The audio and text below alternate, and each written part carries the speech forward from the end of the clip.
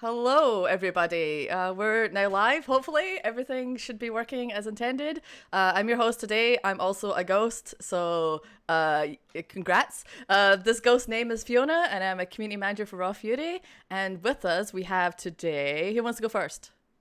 Anders, of course. Okay, go, Anders. Yeah. My name is Anders Lauritzen. I am the creator of the in-development retro RPG SKALD against the Black Priory. Yes, and I'm tweeting. I'm Johan, and and I help run scouting for Raw Fury, and being loud on the internet generally. Speaking of being loud, everyone's going to see the shame as I hover over your face right now and just turn you down a little bit, and I'm like, I can't do this with everybody seeing it. If anyone in chat can tell us how equal we are, I think we're fairly good from my end, but I'm also a bit pedantic about it. So, like, I can adjust all the things if you all want. It's all good. Just let me know. But otherwise, we should be okay. What you saying, Anders? No, I was just saying I have some issues seeing the stream. Let's. On my end, but that may be completely on my end, but it doesn't seem to. It works on my end. Okay. Well, then that's fine. Johan, could you keep a mind on the chat as well? Because I don't think I'll be able to load in the stream today. It seems like there is some issue going on my end. That's okay. Right. I've got everything up on my end. I've got multiple screens with the stream on, so we're all good. Oh, Anders is a little low, but you and Johan are well equalized. Okay. Okay. The two loudest people. That makes sense. Yeah, exactly. Yeah. I'm also weirding myself out because I'm guessing that Zeke is on the other account. So there's two of us talking on the main account right now. Cool. Anders, tell us how the project is going. Updates. Yes.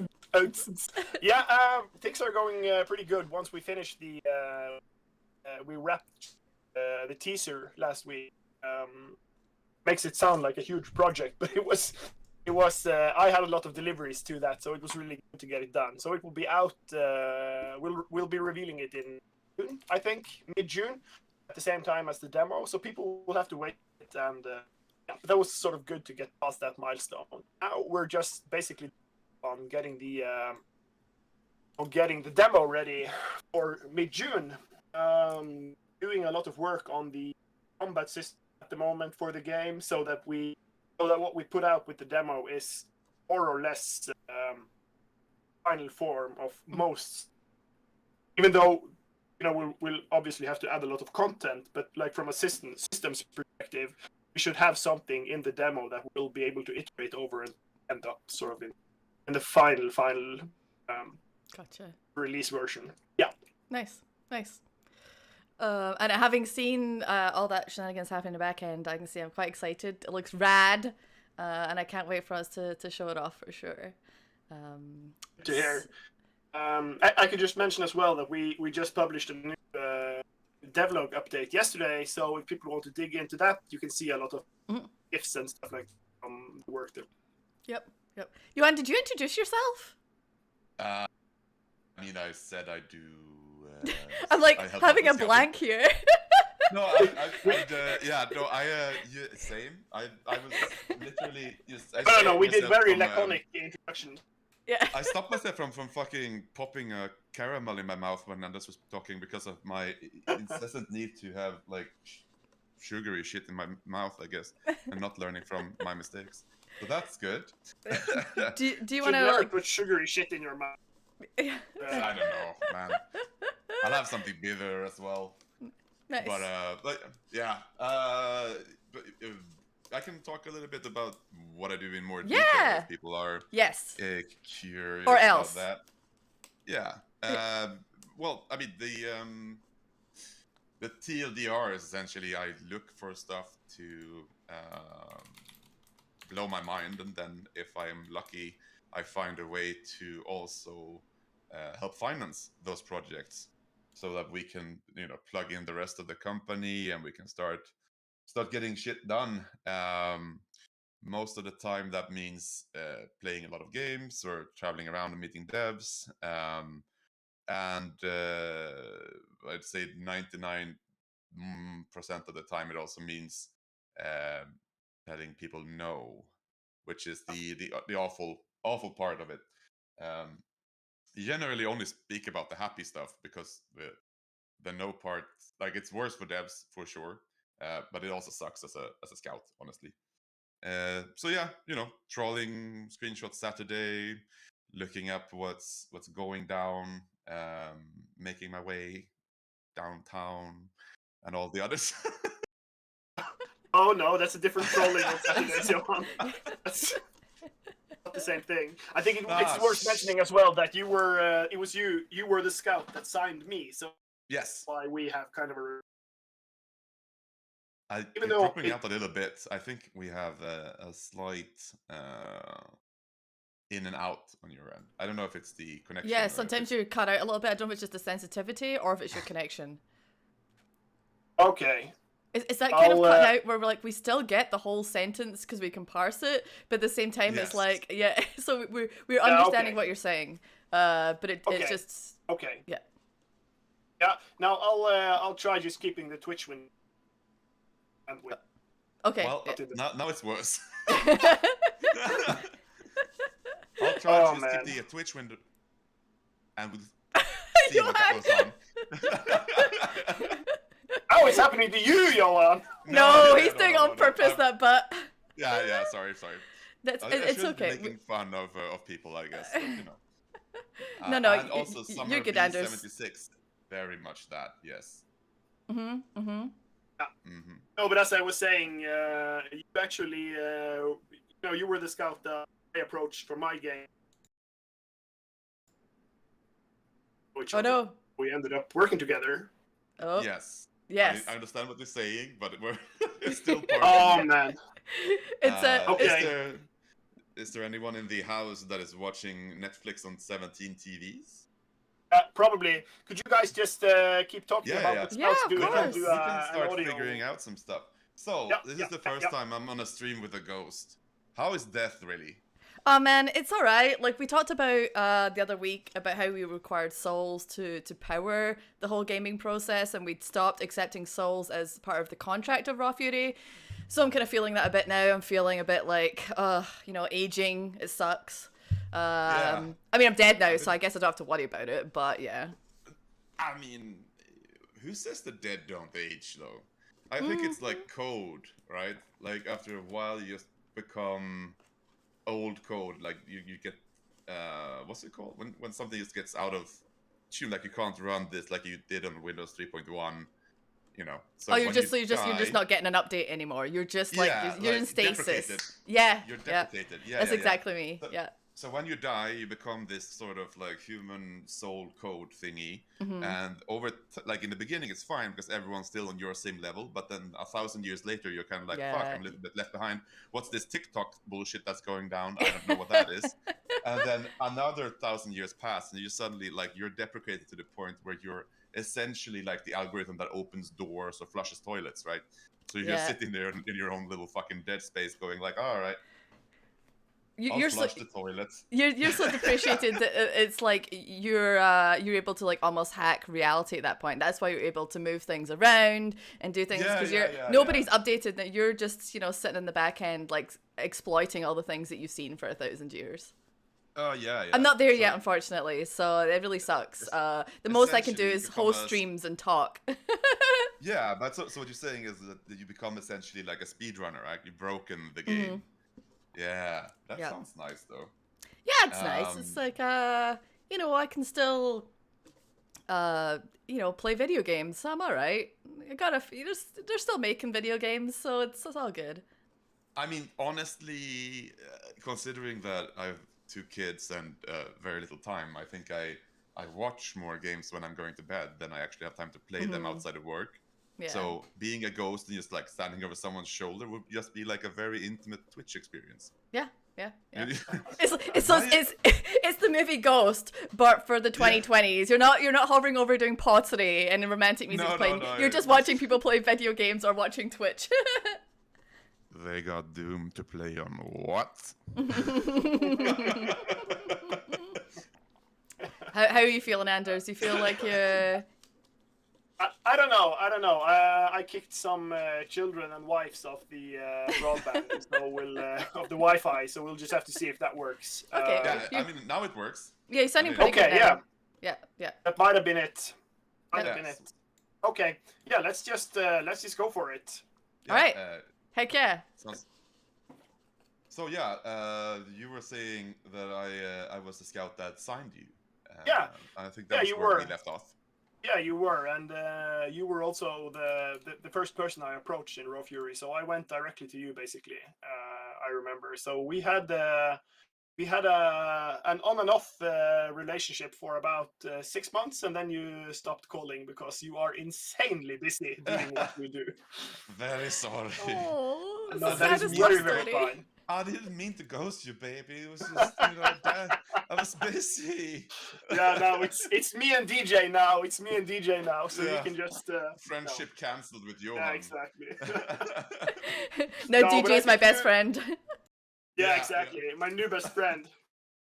I But mean, it was an interesting ride, I guess. yeah. I think it was a pretty. I can probably pull up some stats on my end here actually. I think we started about exactly 1 year ago. Actually, was the first time I reached out to Yeah. you. I think I have. Yeah, you got to me in April 21. Yeah, there you go. And then go. you I think you did that when I was having some sort of like, hey, shoot me a fucking DM and we'll take a look at the video game thingy, and you got popped into the secondary inbox, which go through occasionally. And then the 13th of September, my reply was, yo, hey, so seems you got lost in the miasma of my Twitter DMs. Sorry about that. Yeah. Can we Yeah, have a that's, call today, maybe? Something like that. So that was basically a little bit of my first mistake, because I first tried to get in touch on Twitter with you, but I don't think that I think you've basically found me when I also sent you a message on the or my impression at least was that I sent you a message or an email through the contact@rawfury.com or whatever, which is sort of Yes. close to you. And then I got a little help from some of my friends on Twitter who nudged you and said, Johan, this is a game to keep an eye on. And Yeah. This is actually a good point, though. Like, if you send a DM, even though mine are open, occasionally you get put into the second inbox. So what you should do is send a DM, and then you go to whatever, like find a picture of my wife or kids or my food or something, and then you like that picture because it's good food, and then you write, hey, check your DMs. Because then You're opening yourself up for a lot of weird tweets there. I mean, it's perfectly fine because I literally I'm so behind on my Twitter DMs because my phone decided to, like, the cache decided to fuck me at GDC, so it just didn't open any Twitter DMs. So I probably have 40 or 50 people there that I need to check, and that's not counting the secondary inbox. Which I hope to get to as soon as possible. But if you are in my DMs and you are in my secondary inbox or wherever you are, and you feel like I should have said something, fucking like a picture and write a note. It's fine. Yeah, and I think that if you, I think that's kind of takeaway number one, is that if you're approaching a scout, even you or any scout, basically, it's just keeping in mind that they get a lot of contact from a lot of people, and you might not hear back from a lot of them, but that might not have anything to do with the game. It might have something to do with the scout. So I guess there's kind of a do's and don'ts, because I guess I could have gotten in touch with you if I called you and said that I was the school calling about a terrifying injury happening from your preschool, or something like that. I mean, I like my kids, but life is tough. Occasionally, things happen. Yeah, exactly. No, but I guess the point I'm trying to make is that you should, as a developer reaching out to a scout, it's important to be just patient and understanding, but don't be an asshole, I guess is what I'm trying to say. Yeah, but also don't be afraid of, like, well, for Fury in particular, and for me in particular, as well as the other scouts, I don't know how their relationship with Twitter is, like, on the back of my mind, but I'm fine with, like, people reaching out in DMs and directly on tweets. but that comes with the caveat that it doesn't get logged anywhere. If No, you do exactly. email magic at Raw Fury, Yeah. we have a person, Mia, who's responsible to make sure that everything that gets in there gets logged properly and put in Asana, Yeah. and then it gets up there. So, like, if you wanna get something through, then make sure you put it in Magic. If you want to get my attention immediately, or try to get my attention immediately, you can always try to write. It's not 100% sure that you will. I still have a bunch of my friends left on read because I just haven't had time for like a month and a half to do anything outside of what I had already planned to do. Yeah. But I do, when I find the time, I sit down and I go through everything. Yeah. For sure. Like on average, how many, or like you based on 2021, how many pitches would you say Raw Fury gets in a year, just for context? Official pitches maybe 1,500, and then there's an Yeah. unofficial stuff that doesn't make it into Asana, Sure. or it doesn't make it into conversations really, where it's more a matter of like, I see something and I go in and I like look around a little bit, but it doesn't necessarily make it further, or it's just a conversation with someone where it's like, yeah, we'll send you a pitch when we're ready. So I might get like a 15-minute short Just description of what's going down, and yeah, exactly. then business or development happens, and it takes longer for the dev to get stuff done, and then they pop in a year and a half later like, hey, you remember the 15-minute talk we had at this event at that time in this booth? I was like, Yeah. no. Nope. But if we had a talk, I'm sure it was good, and I see that you have a video game for me. I'm happy to take a look. And so just for the no, sorry, I was just going to just like finish that train of thought and say, just like for the final context, how many games does Raw Fury? How many games do you approximately sign out of those 1,500 plus? It varies because it's not like there's no set number I need to sign based on like, Yeah. you're not gonna keep your job. No, I can, but it's I in the can- tens or dozens, not in the hundreds, obviously. Oh, definitely not in the hundreds. Exactly. If you give me a second, because I'm not sharing my screen now, right? I guess the No. point I'm just making is that No, you're not. that No, it's just good. your difficult face. to. Yeah, I'm just gonna see like so. 1, 2, 1, 2, 3, 4, 5, 6. 1, 2, 3, 4, 5, 6, 7, 8, 9. So between 6 and 1, 2, 3, 4, 5, 6, 7. Yeah, between 6 and 10 maybe. So about like half a percentage, less than half a percent of the official was made a card, is in our system, kind of thing. Gotcha. But yeah, and I think we're probably gonna be around 5 to like a maximum if it's a year where it's like, holy Yeah. shit, maybe 15 maximum. But these are obviously also not like coming out in 6 months. It might be 2 years, it might be 1 year, it might be 3 years. Sure. So Sure. varies wildly.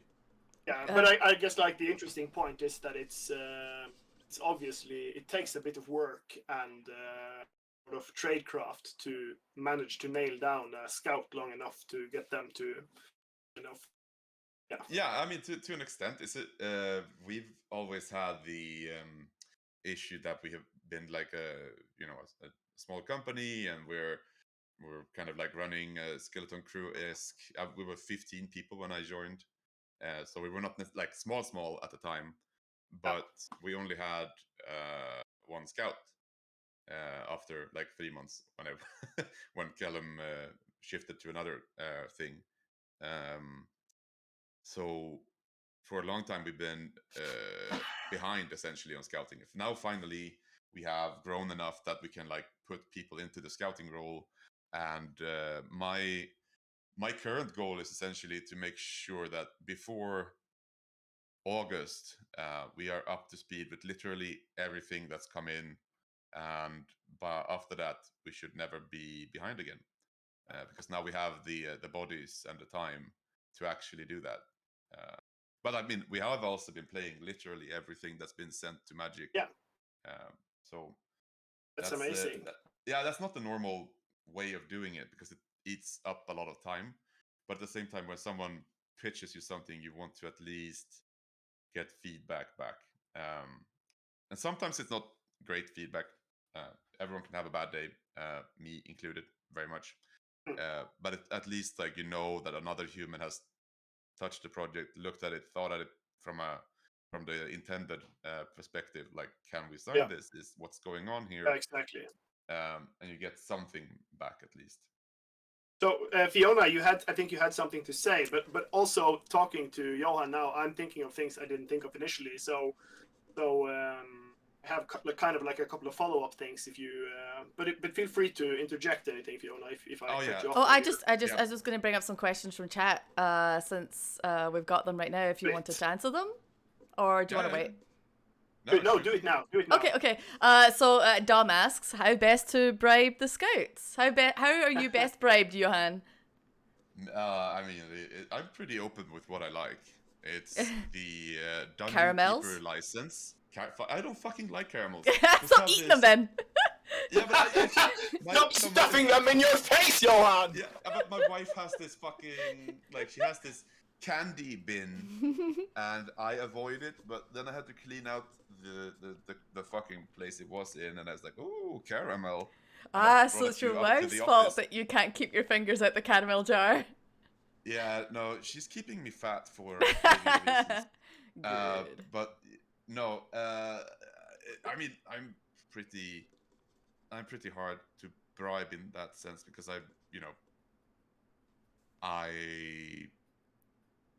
You're sadly a professional. You're hard to bribe. No, not even that. It's just like I'm emotionally damaged sociopath. No, but it's always about the build, right? Like I've had make a good game. I've had friends pitch me, and I've had to say no to both like really good friends and others, and it sucks to say no, but it would suck even more to sign something I don't believe in. That said, like if you want to shoot the shit and you find me at the conference, just ask something. Like, well, don't yell across the room like, "Hey, Johan, question." But I'm not that. It's not no scout in Raw Fury. No one at Raw Fury, I think, is like unapproachable. So if there's like information you want, then that's easy enough. Absolutely. But I think. Oh, sorry. I was just going to add to that. Because I also think that, especially as sort of an unproven indie developer, you have to just remember that you're not really owed anything, and there are a lot of very talented people working in the industry. So I don't think you like. Maybe some people put too much emphasis on pitching, and I'm not good at pitching. But I think, like for instance, for SKALD, what's always helped the game was that we very early had a demo that was playable that we could absolutely show and let's say that this is the game, this is the concept, instead of sort of just like betting on the scout getting what you're trying to put down. I think so. I think just like do the groundwork, make the assets, make a demo. Be clear with what you have. But also with SKALD in particular, what you did really well is like there's a lot of stuff aesthetically that's great to have in there. Like you could probably have killed half the art; it would have been fine. Like I could probably have lived with like a few scenes with like this is ish where we're going with the art. But what you did really well is you captured the core of the experience, right? There's no fucking about. Like I know exactly. I don't know what the fuck the game is gonna be, but I know exactly what you're trying to make it from playing the demo. Like what's in the demo is the core experience, and it works, and it's fun, and it's interesting. If you've been doing a platformer, I would have been looking at like how does it feel in my hands when I play it? Like when I'm running, I'm jumping. How is the hang time? How does it feel when I like jump from platform to platform? Is there any interesting level design on display? Aesthetics, like if you have one screen in a platforming game where it's like this is kind of the visual target, and then you can have programmer art or or almost, you can probably almost gray box it if the controller is good enough and the level design is good enough to get me a sense of like this flow is what you're looking for.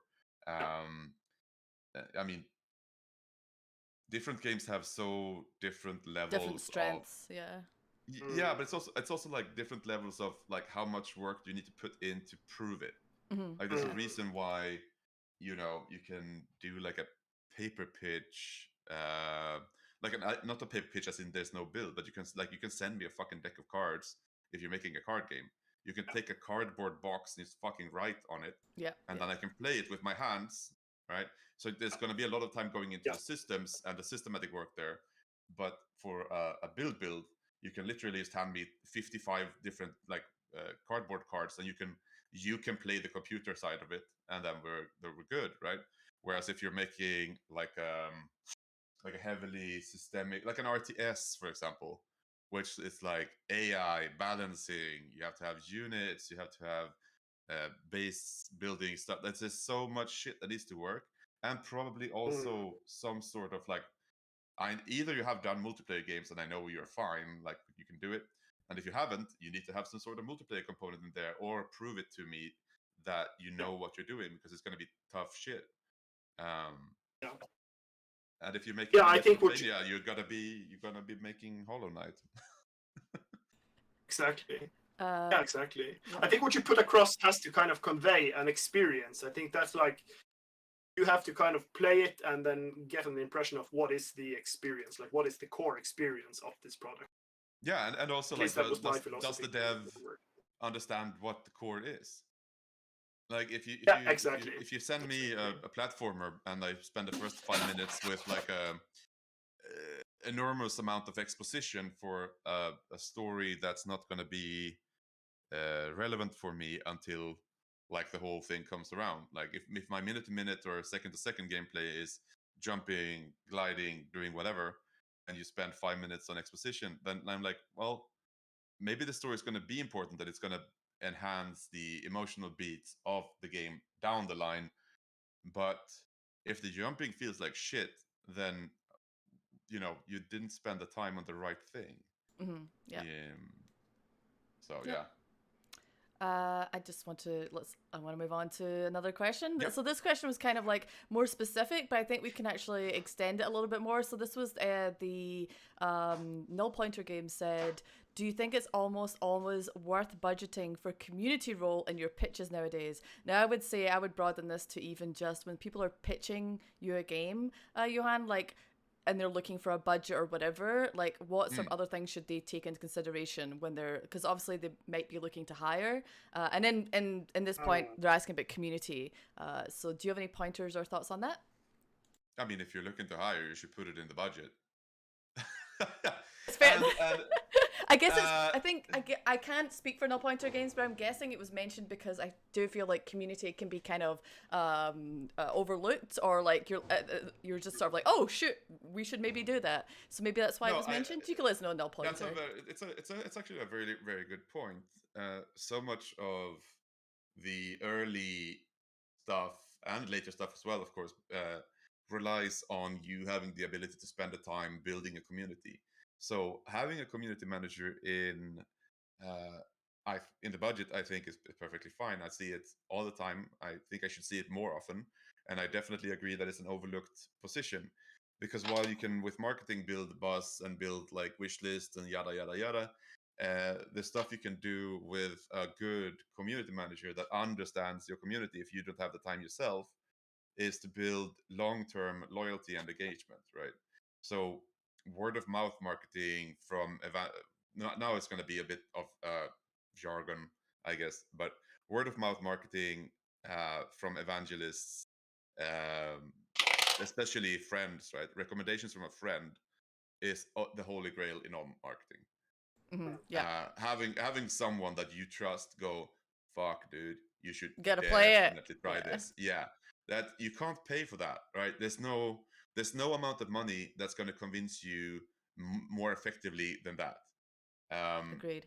And a good community manager brings in the people that really love what you're doing, and make sure that they find a good space to be in, and engage themselves into the production or in the game in general, and build community. Oh, who'd known, right?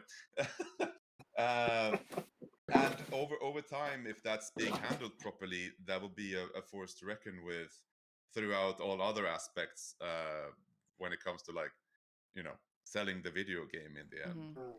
And I just want to give props off to Anders for that, because it's not easy to set up those things, especially if that's just not something you've ever done in your life before, and then suddenly you're confronted with it while you're just trying to make a game. But Anders, had set up a Discord before I even came on board. I had already had a community going and has already been doing the things that you described. I sound just absolutely obsolete right now, just making myself like I'm actually a ghost right now.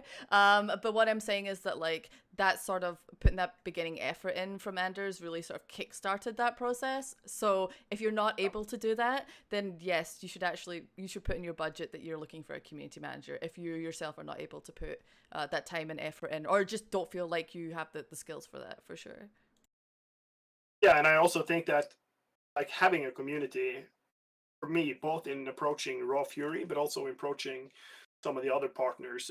We got some funding from, for instance, the Norwegian Innovation Fund, and having a community already is a huge asset for the game, not just for the community itself, but it speaks to the quality of a project. If you can say, yeah, but we already have 600 people in the Discord, it makes people's ears perk up a little bit.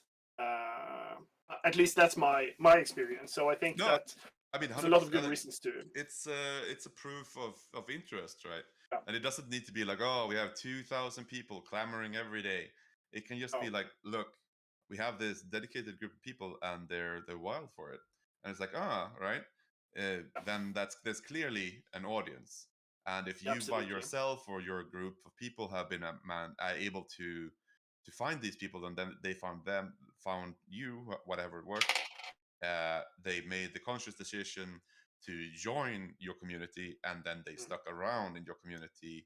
That shows that people are dedicated to what you're building at an early stage, which is always a benefit. Like there's never a downside to this when you're talking to a publisher or when you're pitching. Like even if it's just like 50 people, that's agreed. still something. If it's 1,000 or 2,000 people, holy shit, then this might be some interesting stuff going on. But regardless of the amount, it shows that out there are people that are willing to get into this particular niche that you're working on. So Absolutely. Yep. And so the final question for now is, I'll make it a little bit smaller, Rob, but I get your gist. They're saying, I know a lot of publishers don't bother with visual novels, so they've got one that they're wanting to put forward, but they want to give their team a real shot at a real budget. Is a clear and concise and passionate pitch/build the most important things for them having a shot at talking to a publisher, even if it's not Raw Fury? I mean, yeah, a good build and an understandable pitch deck, regardless if it's a visual novel or an RTS. However, if it's a visual novel, then do the groundwork and figure out what publishers are there in this space, what are they kind of targeting, what sort of visual novels. Bandy up with the other visual novelists, I guess would be the plural, out there, and information share. Like there's tons and tons of people making visual novels, and quite a few of them are also not doing it as a hobby. They're doing it for commercial reasons. They want to build a business around this. You have, oh god, I forgot the name, and I think Toad House, maybe. Let's see. Yeah, Toad House, right, is one of those folks. Yeah.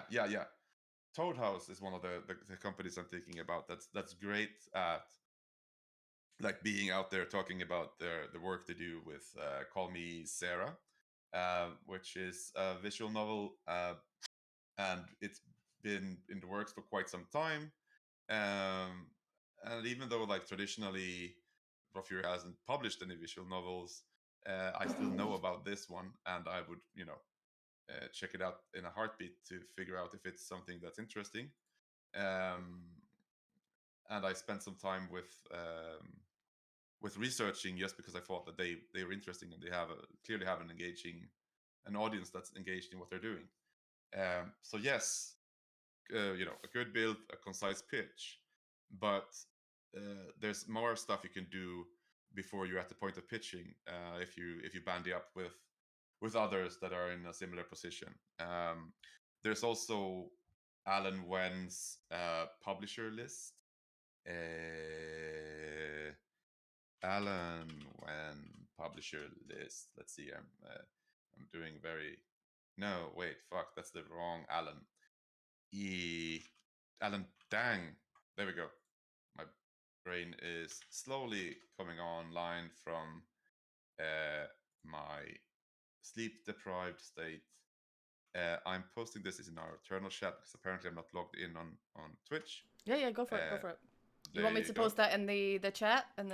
Yeah, for sure. Yep, okay. For sure. And then you have the Powell group, run by Jay Powell, who also has a publishing list of some 600 publishers. Obviously, out of those 600 publishers, you're not gonna be talking to maybe 600 of them, but in these two lists, there will be publishers that might be relevant for what you're building. So do the legwork, figure out what they've been doing beforehand. You could do it either from just going to the games that you are going to be competing against, or the games that are somewhat related to what you're doing, and looking at the Steam page and go, all right, so these are the developers, and just below that it usually says publisher. And if they have a publisher, click that, go to the website, look at what they have in their portfolio, and then build your own kind of like Excel document with, here are the top 5 and here are the top 50 publishers I want to get in touch with, and then just fucking grind it. Yeah. Oh, perfect. I think that's a really, that's sort of an important thing, because I spend a lot of time doing that. Basically going into Steam, clicking games, clicking the publisher, and then looking at what other games the publisher has published, because there are a lot of really good publishers out there, but you will always be better off finding one that really enjoys the genre you're working in. Rather than, you should always ask yourself, like, even if the publisher may be keen to publish your game, but sort of look at their games and ask yourself, do I want my game published next to these games? And because, for instance, there are a lot of free-to-play games. There may be pornographic games in their catalog. There may be a lot of things that come with the not in the Black Priory catalog. No, unfortunately not. we did have a misclick tag on SKALD for a little bit. That definitely put us in a different category. But aside from that, no. You call it a misclick, but let's just wait and see till the game is out. Well, there's gonna be Cthulhu Eroge. Exactly. Good question actually come in from Astral Lovecraft here. Good name to follow on there. And this is for Anders specifically. Is being a solo developer a big handicap when pitching? No, I don't think so. But I think you need to know how to leverage your sort of business situation versus what the publisher is looking for, and try to get an impression of that. So first of all, the pro of being a solo developer is that you are very inexpensive compared to a studio. So at least you should be able to sort of keep costs so low down that it's that it feels like a good deal for the publisher. And I think that was certainly part of the case, at least, that the publisher isn't risking much, because it's not a lot of money in the big sense. But on the other hand, that was actually also something that is really worth keeping in mind, because me and Johan, we had a couple of misses before we sort of started making sweet music together. And one of those misses was that it was very important for me, I thought, to just let Raw Fury know that the project is pretty well funded already. I don't really need all that much money, and I can finish the product pretty soon if I really want to finish it soon. But then Johan's response was, "Thank you so much for pitching, but first of all, we're really only looking for projects that need funding," and that kind of blew my mind. Like, are you trying to give me more money? And then the other thing was that, like, sooner isn't better for us. We have a full slate for 2021. We need something for late 2022. So it could have ended at that if I wasn't persistent. But I immediately realized that we'd sort of talked past each other.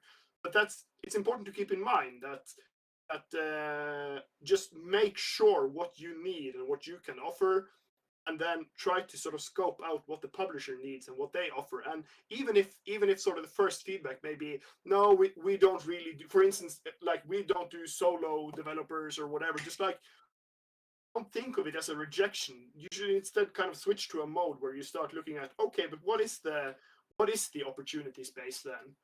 What should we talk about? So obviously for us the discussion became, yeah, but you can absolutely give me more funding and we can certainly push for 2022. And then we were able to do business together. That was kind of a lot. A lot of the Yeah, time, sorry. solo devs are undervaluing themselves as well. Like I think so too. there's a point where trying to pitch based on the project cost being kept low becomes not a red flag but a flag, because Yeah, I'm like exactly. looking at your pitch and I'm like, all right, what's the average salary in this country or this region? Yeah. All right, how much do you need to live in this country, in this region? All right, flip that budget across all the development months. Okay, so unless this Yeah. fucker is backed Yeah. up by Jeff Bezos, he's gonna be eating noodles for the last 6 months of this Yeah. project and Exactly. nothing until then. And that's not gonna be, that's not gonna be beneficial for anyone. If I want to sign a game, I want you to be happy, healthy, doing the work, and feeling comfortable with the cash you have. I don't think there's any, there's no good art that comes out of like starving someone. Agreed. What is pain? I mean, there's always that fucking argument, right? But I think no, but I'm kidding. I'm kidding. I agree fully. Andrew's like, I'm kidding. I like to eat. I like to eat. I think it was Charles Bukowski that said, like, there's no fucking good art that comes out of a starving belly. Go eat a steak. Is that the direct quote? I'm pretty sure, with maybe one or two less fucks. He did also say, good art is horse shit, eat tacos. Fair. So, Fair.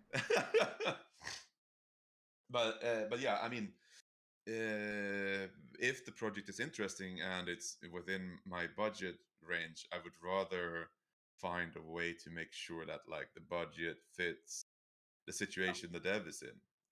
Exactly. And so yeah, if you pitch me something for 50K but we talk and I realize like, dude, you're gonna need 100, then I'm gonna propose that. So there's always a bit back and forth. It's very rarely, like, I rarely negotiate about budgets in the sense that, oh well, you have to cut to 50 out of this because otherwise the risk is too great. Like, either the times that it happens is essentially like, I think the production plan here, there's something iffy, like we need to go down, like you have to talk me through this. And occasionally you can find something like, oh right, look, here is what I missed out when I was reading it myself. These months that you're planning for here, they will be baked into like the company stuff that we're doing with the QA and the porting.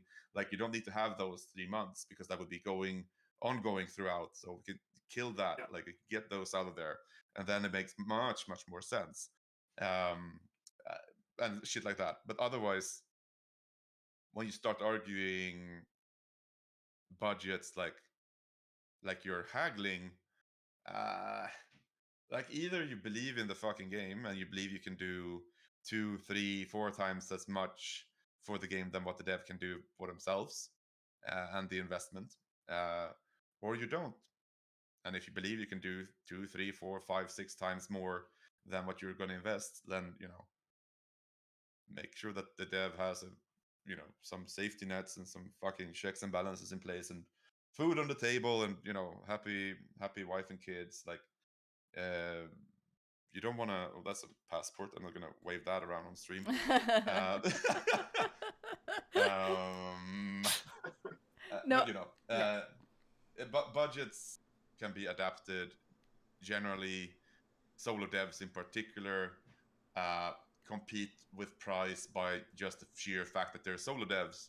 You then don't also need to compete with like starvation budgets, because that's not interesting. That's a worry more than anything. Yeah, and I would just like to say to sort of round off the question from more of a DevOps side or like an operations side, is that if you are a solo developer pitching, remember that pitching takes up quite a bit of time, especially if you're not as lucky as I am and fairly quickly manage to land a pitch, because you can very easily spend a lot of time with a publisher and still not get to sign anything, or sort of end up in a situation where you think that this isn't good for me, and you have to pull out, and then you will have maybe spent weeks or even months going back and forth, and you will have to do things like manage all the legal things. You will have to really think on your just making a proper budget and going over that over and over and over again. So it will take you out of development. And especially if you have a lot of false starts, then it can really, I mean, like, I don't think I did. I think like pitching to Raw Fury, which was basically a sunshine story in my case, still took me almost out of development completely for 2 months, just because it's also grueling. It's personally grueling to have someone say, "We really love the game. We're gonna make your dreams come true, but we're all going on a conference, so you won't hear from me for 3 weeks." Like, which is how life works. Even like the nicest of people, that will happen. And then you have to go around with a rock in your stomach, thinking, "Oh my god, this could come true." Yeah, but it could also just that was such bad timing. You pitched us right before our internal, like, the whole company gets together in one place, and we discuss like the year and business stuff, where it's like there's very little work outside of internal work that gets done there, for sure. Oh, we do have another yeah, question. and like, yes, Go please, ahead. go. I was going to say we do have another question, but there was just as a follow on, because I see that you'd made a little note about this, and I thought it was pretty interesting. I'd like to hear your thoughts on it, Anders. Like, we were talking about like just scouting in general here, and you pitching. But what was your impression on what scouts do before you spoke to Johan? Like, did it line up with what you thought, or was it very different? No, yes and no, because I had like obviously a lot is in the name, and I think I had a fairly good idea of how scouts work, and also having not come from the game industry and just having like been in the grown-up world for a long time. There is a lot of things about like reaching out to people, getting in touch with people, doing like the sort of more of the soft skills, and so I could I quickly got kind of a beat on how that end worked. But what I was less prepared for, and what was very interesting to find out, was how much the scout has to say on sort of the I would say like on the biz dev thing side on it, like basically looking at cost estimates and discussing that internally, sort of being the liaison between the project and then the internal part of Raw Fury or the publisher. I don't. That may be different from different companies, but you're at least in Raw Fury, it's not like you're picked up by a scout and then you're handed off to biz dev. Basically, I worked with Johan until the ink was in the paper, and then I was handed off to production, which is like the team that is helping me make the game. But there was no step in between, and that was I would say it was a pleasant surprise, because it meant that I had there was one less person for me to interact with. I could do everything through Johan, which was very good. Yeah. I mean, we try to make the scouts the main point of contact through and through. With like the rest of the company might be popping into calls and like taking a discussion here and there, but yeah, no, for sure. Usually what happens is, I find something, I get blown away by it. I try to write up my own like arguments for for what's going on here and try to quantify to some extent what the fuck is. Why am I interested outside of I'm excited? Like I'm excited for this game. Like what is the? Can you build a case around this? Or is it just a matter of like this needs to fucking exist? I don't care about the money. We just need to figure out how to do this somehow. When that's written, I usually go around the company and bully marketing people, and I bully biz dev people, and I bully others, and I have them read what I've been writing, or I talk to them, and I try my arguments out, and I try to have them poke holes in my argumentation. But in the end, it's always gonna be the scouts are gonna be putting their heads on the shopping block for what we sign, and that's the way it should be. You know, there's so few things that comes into the view of the rest of the company. So if the scouts are not confident and in what we're looking at, then it's hard to make a case. Which is also why it's so fucking hard to tell people like, oh, how do I get started in the video games industry? I want to do scouting. It's like, all right, you gotta do biz dev, you gotta do sales, you gotta do marketing, you gotta have an understanding of general trends in the industry, you gotta have connections, you gotta both on the side of like what do the platforms want, and also like networks on your own with devs, preferably globally. um, all of these things. The benefit of working with Raw Fury is, of course, I can tap another 70 people that can fill in the holes that I have, because obviously no one's a 360 person like that. Yeah. But uh, But I think what's interesting also in the way that was actually kind of also something that I hadn't really given much thought to, but it's that once I've sort of pitched a game to you, you have to pitch the game internally. Like you have to sell the game. The game is being pitched twice, once by me, once by you, and that's why the concept. That's an interesting way to sort of understand how strong my concept has to be, because this guy now has to go to his colleagues and say, okay, you want to spend 2 years of your professional life working on this, and they have to say yes. Yep. Let's do it. Yeah, I mean it's that's where the benefit of having done door-to-door sales comes in. I mean, I used to be a door knocker, right? So I know how to sell stuff, and it's a huge benefit internally when you're, not only suave and articulate and do not use uncouth words, but you're also one of the fucking people that will show up at your door at 9 o'clock in the evening. Baka baka baka baka. You woke my kids up. Yeah, look, sorry, I'm really sorry about that, but I have one thing I would like to talk to you about today. And you just put your foot in the door and you just like, don't leave until they pull a knife on you. But Grim. what roots did you have on those feet, Johan, when you were putting your feet in the door? The way I look with the whole fucking neck tattoos and everything, I wasn't allowed to wear a hat or a cap, even when it was fucking winter, because it looked like I was a burglar trying to sneak around the houses. So the 9-inch plateaus were left at home as well. I was as they tried to make me as beige as possible to combat the fact that I looked like a fucking criminal. But yeah. So I don't know the depth of how much you can answer this on your hand, but we have a question from Random Space Chicken who says, what budget ranges do Raw Fury target when looking at new games to sign up? It's very, very varied. Yeah. Like we are, it's gonna sound fucking dumb, but it's not dumb. I promise you. I would say I look at anything from 50K to about 8 or 9 million USD. So 50,000 USD to maybe 8 or 9 million USD. 50K stuff is generally very artsy or very like they generally fall in the this needs to exist category of things. But there's more expensive stuff in that category as well. Or it's small studios, or it's a studio that has a lot of funding set already through grants and other things that can subsidize to a certain extent. And maybe not a very long project, but for like a 3-year project with a 15 to 25 person studio, there's going to be a lot more money. Both of those cases will then be treated equally, essentially. I will try to make the same business case in both of those cases, and I will look for slots in our release schedule, and I will butt heads with everyone internally.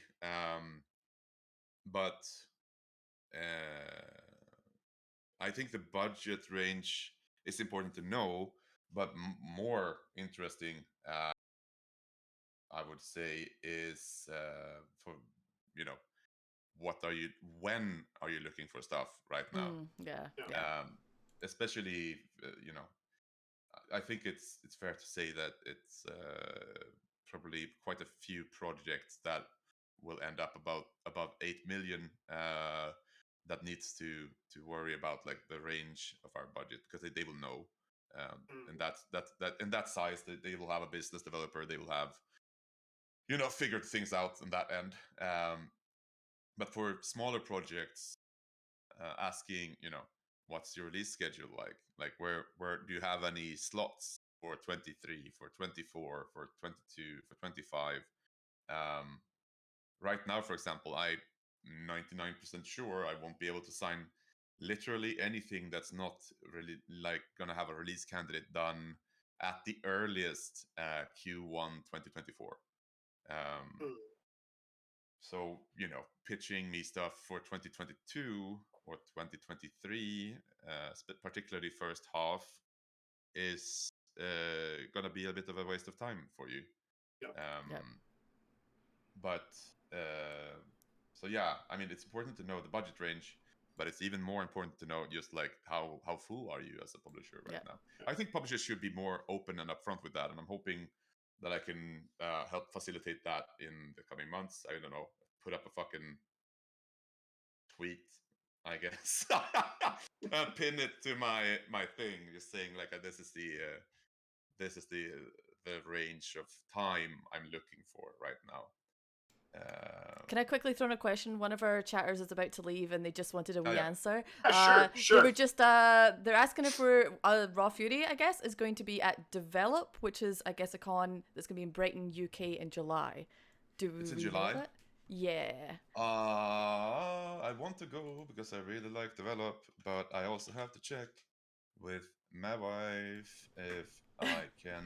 Johan brings up his spreadsheet there. You just having a little look at all these dates. I need to check my. When was this? The 14th? Ah, fuck.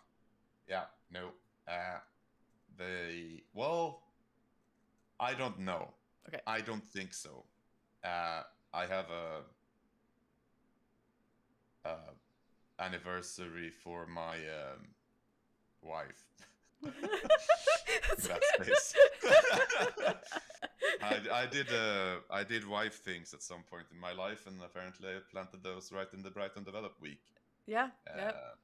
So not sure. That doesn't mean that someone won't be, but looks unlikely currently. I would, I will come down at some point. I'm probably gonna go to Ireland, hopefully, before I go on vacation, and meet folks there. So we do travel outside of cons as well, for sure. Cool. I have one final question. I think it's maybe a good one to end on, but either way, that's up to Anders if you want to say anything afterwards. But the question is, does the Scout work with the devs to fine-tune the concept when it gets shopped internally? No. You both made a face. You both are like, let me think about that. I think like that's there's probably different practices, different companies. And I mean, you deliver some feedback companies that are a lot more. Yeah. But I also think that there are companies that are a lot more predatory in sort of trying to squeeze money out of it more quickly or things like that. But Raw Fury is absolutely not. I mean, beyond like offering feedback if you. Yeah, I mean, we can't really talk about this online because I don't think that it's public knowledge yet. But when we started talking, we spoke about SKALD as what it is. But when we were talking a little bit more, you told me about a lot of the stuff that needs to exist for SKALD to exist. And we talked a little bit, and we saw that maybe there's possibilities here that we didn't think about in the original absolutely. plan. So that's like Absolutely. I mean, I guess that's sort of like it's not a fine tuning. It's more like, yo, have you thought about this though? Absolutely. I That's a rarely good point. give like I give feedback, of course. Like if I'm like, I really like this and this, but I think the hang time is too long or too short or like stuff like. But obviously, in the contract, the creative vision is protected for the dev, so we can have brutal, honest feedback if you want to after we sign, but we can never force anyone to make creative decisions based on what Raw Fury thinks. Exactly. So yeah, I guess fine tuning might not be the right word, but if I see an opportunity and I'm like, shit, this could be fucking neat, I will tell the dev. And if we don't sign, take that neat thing, and you had at least something came out of talking to me for 17 hours. Yeah, and I think as a developer, you have to be, you should have, I don't mean this in a positive way, but you should have pretty big balls if you get very good and objective, like biz dev feedback from the developer and you choose to ignore it, because probably there are people who are a lot more experienced than you, especially as sort of a new developer, that have given a lot of thought to these things. So you should absolutely,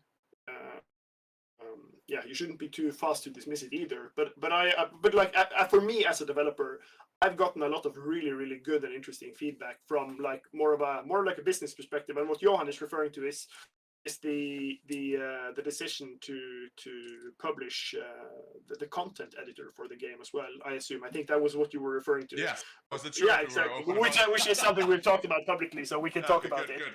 Yeah. Yeah. That's really, really good feedback for me to get. But I've never felt that, like, from a creative point of view, that Raw Fury has ever like tried to twist my arm or get like, yeah. So that's been a very smooth ride, definitely. Yeah. I need to answer on the Space Chicken. Oh, yes. you're gonna answer? I was gonna save it for for somebody else to answer later on. But if you want to answer it, heck, can go for it. Norco, this is my fucking question. Okay. Go for it.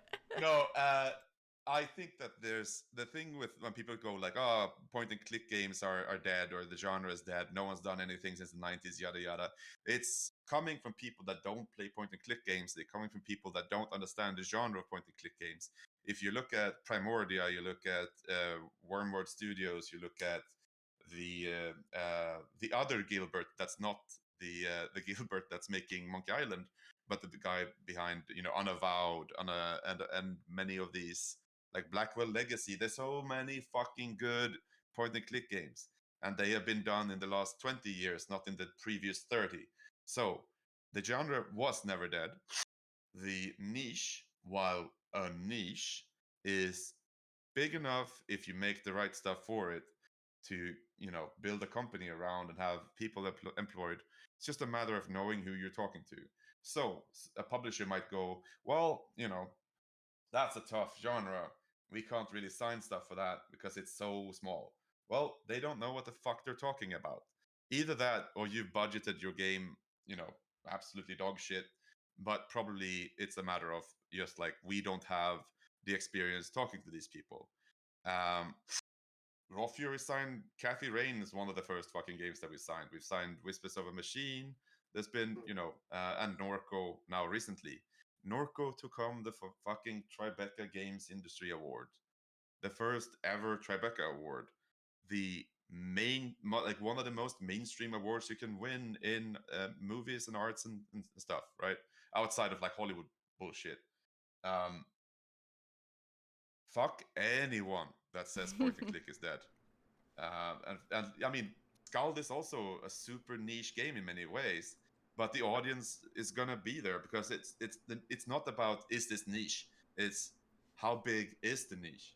You Absolutely. Can't say, oh, it's only 0.02% of the Steam users that buy These point and click games. All right. So what's that? 200 and I'm gonna be Googling this shit. Well, Steam Johan active. Googles it. I just wanted to apologize to Johan there. I didn't want to think. I don't want to say that I didn't think you can answer the question. No. I just didn't. I just didn't know joking. until now that Johan was like so passionate about this, and I'm like, oh hell yeah, I love it. No, but No, I didn't take it as that. I saw it. I was like, oh no, we have to say this. I'm glad you saw it then.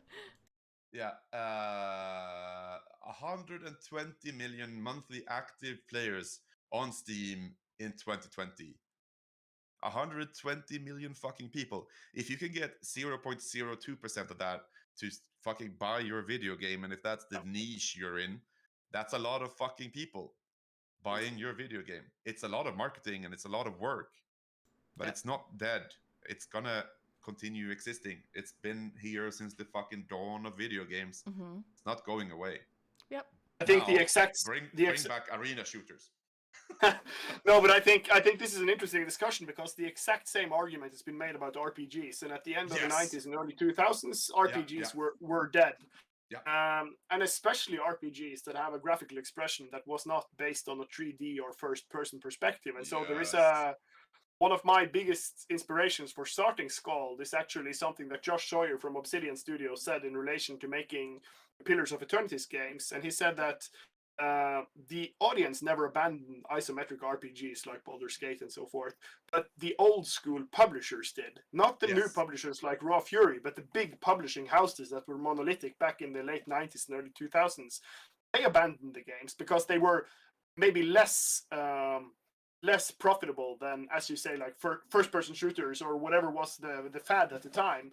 But and I would say that, like, as a solo developer, like making Norco or SKALD, you don't need 0.002% of the Steam community. No. You need 0.00000.2%, and it would still be profitable because the costs are low.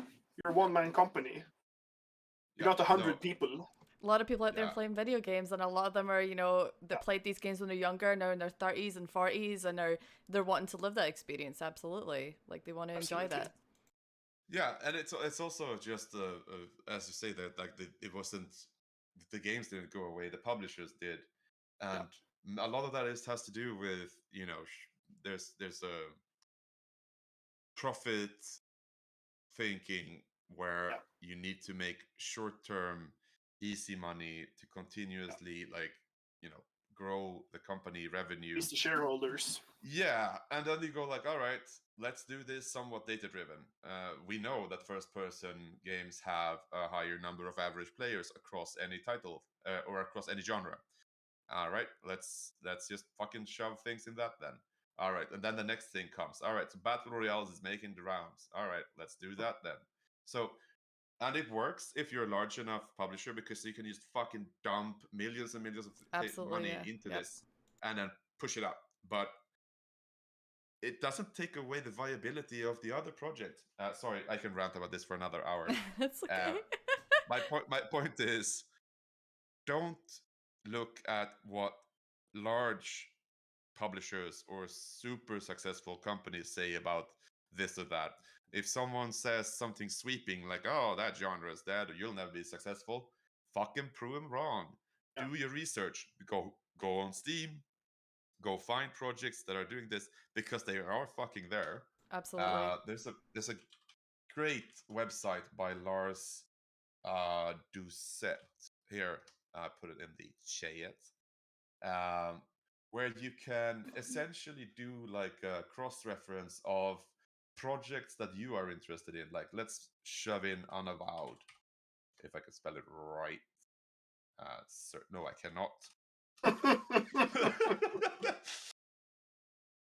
There we go. I always put the W in where the single view should be. So if you go to Unavowed, you can then go look at like, all right, so here are some relevant things, and then you can see the category rankings and look at games in these spaces where and filter it on date, and you can find competitive data very, very easily for just like a rough understanding of the genre you're trying to hit. And then you can use Boxlighter numbers to figure out the rough kind of like sales for those. And then you can go, all right, so where does that put me? How much money do I have access to? How much money would I need to do what like the exact thing I want to, and so on and so forth. So don't let someone fucking tell you that this or that genre is dead. Fucking go back 10 years when boomer shooters was just Serious Sam, and tell David Oshry that boomer shooters are dead, and look at what he's fucking doing now. Yeah. I think Fuck anyone that tries to do that. no, but I think that as a developer and especially as a small studio, going for a niche is a very good and valid strategy, especially if you plan to approach like a boutique publisher like Raw Fury. And there is another quote which I think is really, I'm only going to do 2 quotes today, but I do them all the time because they're some of my favorite quotes in game development. And the other quote is by Mark Rosewater, who is the main designer at Magic the Gathering. Yes. And what he says is that if you make a product that everyone likes, it will fail. But if you make a product that a lot of people hate and some people love, adore, then it will be successful. That's basically how it is. If you make something that is oatmeal, you won't be able to compete. But if you make something that stands out, Norco is the perfect example. Mm-hmm. It's super, super niche, and you just can't help being pulled in by it because it's something that, and a lot of people will bounce off it as well because it's this or it's that. But like, so I think that's a good quote, and it sort of goes to like dig deep on a niche. Pick a niche you love and and just dig deep and find the publisher that gets it. That's, I think, a good strategy. Cool beans. I think we're a little bit over time, but we definitely had some good chats, and I really appreciate that. And thank you, chat, for coming in with all those questions. That was really, really excellent. But I do want to ask Anders and Johan, is there anything you want to finish with, or have any last points that you just want to get out your brain, or anything going on?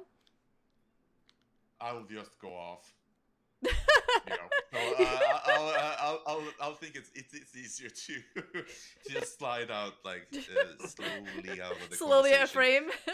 Yeah, I mean when my monologue brain kicks in, then we can be here for hours. That's okay. I wish that we could be here for hours, but sadly we cannot.